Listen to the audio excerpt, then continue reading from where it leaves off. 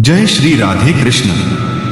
प्रिय साधकों, प्रिय आत्माओं, आज फिर वही दिव्य उपस्थिति हमारे बीच है। न कोई युद्ध का मैदान, न कोई धनुष, न कोई तीर, बस एक शांत हृदय और एक प्रश्न जो सदियों से गूंज रहा है। श्री कृष्ण आज भी तुम्हारे सामने हैं। उनकी आंखों में वही करुणा, वही मुस्कान, वही अनंत प्रेम। वे कहते हैं, बोलो सखा, आज क्या बोझ तुम्हारे कंधों पर है? कौन सा प्रश्न तुम्हारी नींद छीन रहा है? मैं सुन रहा हूं, हमेशा सुन रहा हूं। तुम धीरे से कहते हो, हे माधव, मैं थक गया हूं। हर बार कोशिश करता हूं, फिर भी परिणाम नहीं मिलता। रिश्ते टूटते हैं, विश्वास डगमगाता है, सपने बिखरते हैं, शरीर थकता है, मन रोता है। अगर तुम ईश्वर हो, अगर तुम मेरे साथ हो, तो यह पीड़ा क्यों? यह अंधेरा क्यों? यह खालीपन क्यों? कृष्ण बहुत धीरे, बहुत गहराई से बोलते हैं, सखा, दुख इसलिए नहीं आता कि मैं तुमसे नाराज हूं। दुख इसलिए नहीं आता कि जीवन अन्याय करता है। दुख इसलिए आता है क्योंकि तुमने जो देखा उसे तुमने सत्य समझ लिया। तुमने सोचा यह सुख स्थायी है, यह रिश्ता अमर है, यह स्वास्थ्य कभी नहीं जाएगा, यह सम्मान हमेशा रहेगा। पर मैंने इस संसार को बनाया ही परिवर्तन के नियम से है। जो बदल रहा है उसे पकड़ने की कोशिश ही दुख की जड़ है। जो आया है वह जाएगा, जो जाएगा वह फिर आएगा। केवल जो कभी आया ही नहीं वही सदा बना रहता है, और वह तुम्हारे भीतर है। वे आगे कहते हैं, सोचो एक नदी को। नदी कभी रुकती नहीं। जब तुम उसमें हाथ डालकर पानी पकड़ना चाहते हो तो हाथ खाली रह जाता है, पर जब तुम नदी के साथ बहते हो तब तुम्हें पता चलता है कि पानी कभी खत्म नहीं होता।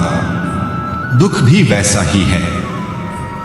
जो उससे लड़ता है वह थक जाता है, जो उससे भागता है वह बार बार उसी घेरे में आ जाता है। जो उसे देखता है, समझता है, स्वीकार करता है, वह पार हो जाता है। कृष्ण अब रुकते हैं, जैसे तुम्हारी सांसों को सुन रहे हो।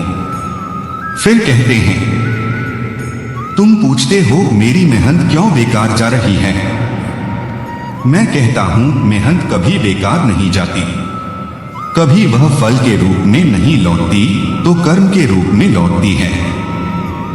कभी सफलता के रूप में नहीं तो शक्ति के रूप में। कभी प्रसिद्धि के रूप में नहीं तो विवेक के रूप में। कभी धन के रूप में नहीं तो धैर्य के रूप में। जो अभी दिखाई नहीं दे रहा वह अभी भीतर पक रहा है। बीज को अंधेरे में कितना समय लगता है फूटने में, पर जब वह फूटता है तब वह पूरा वृक्ष बन जाता है। तुम भी वही हो। तुम्हारा अंधेरा अभी तुम्हें तैयार कर रहा है। अब कृष्ण रिश्तों की बात करते हैं और आवाज और भी कोमल हो जाती है। तुम कहते हो, जिसे मैंने अपना सब कुछ दे दिया उसने मुझे क्यों छोड़ दिया? क्यों मेरे अपनों ने ही सबसे ज्यादा चोट पहुंचाई? मैं कहता हूं, अपनों ने चोट नहीं पहुंचाई, तुम्हारी अपेक्षाओं ने चोट पहुंचाई। तुमने प्रेम को एक सौदा समझ लिया था। मैंने इतना दिया तो मुझे इतना मिलना चाहिए, पर सच्चा प्रेम सौदा नहीं होता। वह केवल देना होता है, बिना हिसाब के, बिना उम्मीद के। जो चला गया वह कभी तुम्हारा था ही नहीं। जो तुम्हारे साथ है वह तुम्हारा कभी नहीं छूटता, क्योंकि वह तुम्हारे बाहर नहीं भीतर है, और वह मैं हूं। फिर कृष्ण एक बहुत गहन सत्य कहते हैं, सबसे बड़ा दुख मनुष्य कब झेलता है? जब वह अपना जीवन दूसरों से तौलने लगता है। उसके पास इतना क्यों है? वह इतना खुश क्यों है? मैं क्यों नहीं? मैं कहता हूं, तुम अपनी राह पर चल रहे हो और नजरें किसी और की राह पर टिकी हैं। हर आत्मा का अपना समय है, हर आत्मा का अपना पाठ है। हर आत्मा की अपनी गति है। दो पौधे एक ही दिन में बोए जाते हैं। एक जल्दी बड़ा हो जाता है, दूसरा धीरे धीरे। क्या तुम उस धीमे वाले को असफल कहोगे? नहीं, वह भी अपना समय पूरा करेगा। तुम भी कर रहे हो। कृष्ण अब अंतिम शब्दों की ओर बढ़ते हैं। सुनो मेरे प्रिय सखा, दुख कोई सजा नहीं है, दुख कोई दुश्मन नहीं है। दुख एक शिक्षक है, दुख एक दर्पण है, दुख एक दरवाजा है। जो उससे भागता है वह जीवन भर उसी कक्षा में बैठा रहता है। जो उसका सामना करता है, उसे समझता है, उसे धन्यवाद देता है, वह अगली कक्षा में प्रवेश कर जाता है। तुम दुख नहीं हो, तुम दुख को अनुभव करने वाले हो। शरीर थक सकता है, मन रो सकता है, पर तुम्हारी आत्मा वह सदा शांत है, सदा जागृत है, सदा पूर्ण है।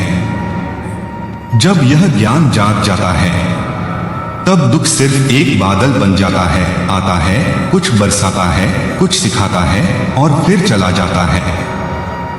आकाश तो वैसे ही रहता है, नीला, शांत, अनंत। कृष्ण अंत में मुस्कुराते हैं और कहते हैं, अब आंखें बंद करो, एक गहरी सांस लो और मन में सिर्फ इतना कहो, कृष्ण, मैं देख रहा हूं, मैं समझ रहा हूं, मैं समर्पित हूं, मैं तुम्हारे साथ हूं।